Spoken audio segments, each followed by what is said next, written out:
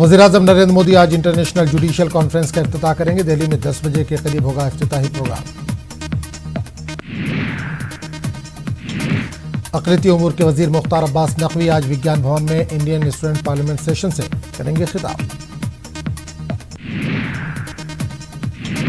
उड़ीसा में आज से खेलो इंडिया यूनिवर्सिटी गेमों का होगा इफ्तिताह। वज़ीर-ए-आज़म नरेंद्र मोदी करेंगे वीडियो कॉन्फ्रेंसिंग के जरिए इफ्तिताह। खेलो इंडिया यूनिवर्सिटी गेम्स का प्रोग्राम आज से 1 मार्च तक भुवनेश्वर में होगा। 100 यूनिवर्सिटियों की टीमें ले रही हैं हिस्सा। निर्भया इज्तिमाई बदरी और कत्ल मामले में दिल्ली की एक अदालत ने मुजरिम विनय की दरख्वास्त पर तिहाड़ जेल हुक्काम से जवाब तलब किया। मुजरिम विनय ने दीवार पर सर मारकर खुद को किया था जख्मी। मुजरिम विनय के बेहतर इलाज के लिए किया गया जवाब तलब। गार्गी कॉलेज में तलबा के साथ छेड़छाड़ का मामला। तलबा आज दिल्ली कमीशन बराए ख्वातीन से करेंगे मुलाकात। कमीशन की तहकीकात कर लेंगे update. BJP sir JP Nadda आज जाएंगे बिहार। पार्टी के सरबराह के हैसियत से नड्डा का ये पहला बिहार दौरा। रियासत में आने वाले असेंबली इंतखाबात के पेश नजर दौरा काफी अहम। जेपी नड्डा पटना में पार्टी लीडरों और इत्तेहादियों से आने वाले असेंबली इंतखाबात में हिकमत अमली पर करेंगे तबादले ख्याल। 11 अजला में पार्टी के नए दफातर का भी करेंगे इफ्तिताह। भीम आर्मी चीफ चंद्रशेखर आजाद ने आरएसएस पर साधा निशाना। चंद्रशेखर ने किया ट्वीट, कहा आज नागपुर में आरएसएस दफ्तर के सामने लहराऊंगा तिरंगा।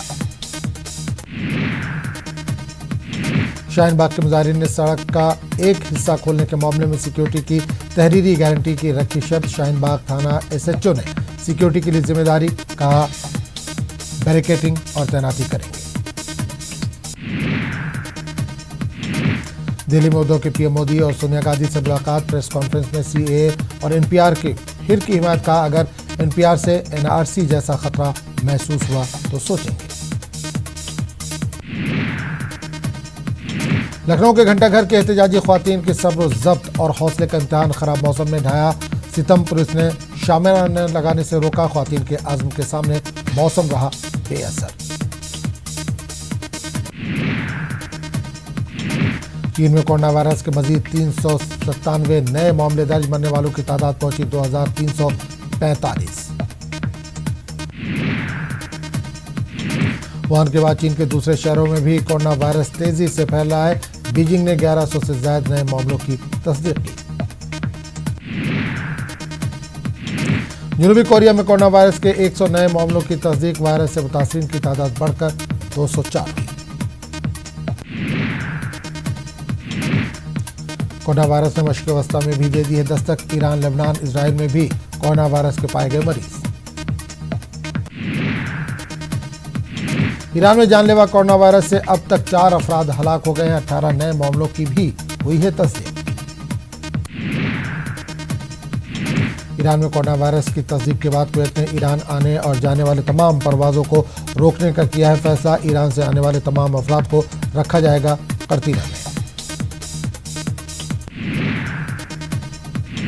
इटली में कोरोना वायरस से 1 की मौत। वायरस के मामलों की तस्दीक के बाद शुमाली इटली में इंतजामिया ने स्कूलों को किया बंद। कई इलाकों में अवामी मकामात को किया गया है बंद।